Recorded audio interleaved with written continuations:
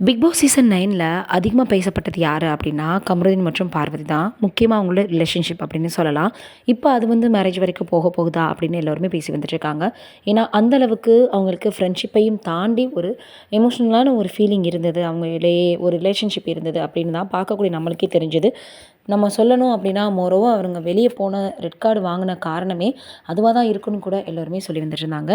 இந்த நேரத்தில் big Boss season 9ல் அவங்க ஃபினாலேயில் கலந்துக்கிட்டாங்க. 2 பேருக்குமே அழைப்பு கொடுக்கப்பட்டுச்சு. கமருதீன், பார்வதி 2 பேருமே வந்தாங்க. இந்த நிலையில் கமருதீன் அவர்கள் என்ன சொல்லியிருக்காங்க அப்படின்னா, பார்வதிக்காக விஜய் சேதுபதி அவர்களிடம் சில விஷயங்களை பேசியிருக்காரு.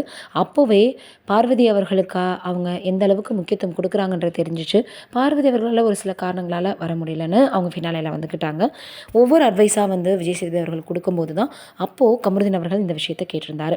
இதுக்கு அப்புறமா பார்த்தோன்னா தொடர்ந்து எல்லாருமே எப்போ திருமணம் பண்ணிக்க போகிறாங்களா, அவங்க ரிலேஷன்ஷிப்பை மெயின்டைன் பண்ணுறாங்களா, வெளியில் அதை அவங்க இப்போ தக்க வச்சுட்டு தான் இருக்காங்களான்னு பல விஷயங்கள் கேட்டு வந்துட்டு இருந்தாங்க.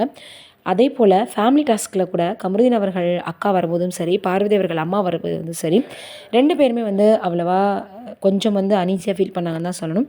இருந்தாலும் கமருதீன் அவர்கள் நான் இருக்கிறேன், நான் பார்த்துக்கிறேன், அக்கா வந்தா அப்படின்ற மாதிரியான ஒரு அவங்களுக்கு ரொம்பவே பார்த்தீங்கன்னா ஒரு சேஃப்டியான ஃபீலிங்கை ஏற்படுத்தி கொடுத்துருந்தாரு. உங்கள் அம்மா கேட்டாலும் நாம மேரேஜ் பண்ண போகிறோன்னு நீ தைரியமாக சொல்லுன்னு சொல்லியிருந்தாரு.